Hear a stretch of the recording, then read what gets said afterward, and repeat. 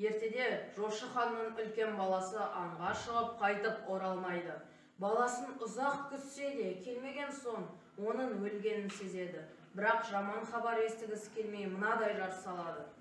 Кім-де-кім менің баламның қайғылы хабарын естіртсе, соның көмейіне қорғасын ертіп құямын. Халық оның баласын құлан теуіп өлтіргенін біледі, бірақ айтуға қорқады.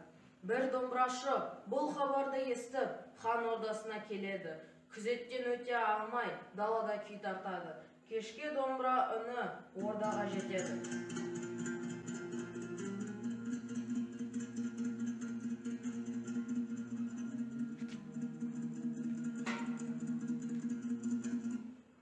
Мынау ненің үні? Барып біліндерші. Егер менде шаруасы бар адам болса, мұнда алып келіңдер.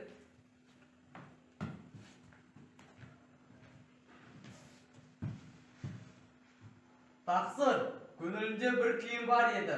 Соны сізге тартайын деп келдім. Олай болса, домбыраңды тарт. Домбыраның көмейінен мынадай қайғылы үн естіледі. Ақсақ құлан шошыған, қырда еркін жосыған, тынышын бұзып құланның, оқ атты сіздің ұлыңыз, опат болды осыдан. Хабардың соңын айтуға, арып ашып алыстан, келіп тұр мынау домбыра. Болған істің барлығын, қалдырмай түгел баянда, үніне оның құлақ сал, қаумалаған халайық, хан бастаған жаранды. Тоқтат, өшір үнін.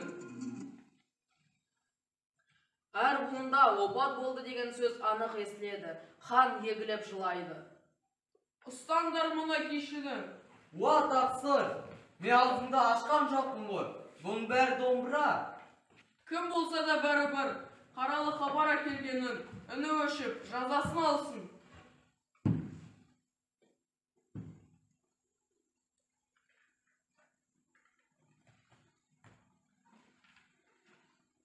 Сол кезде хан домбыраның көмейіне қорғасын қидырады.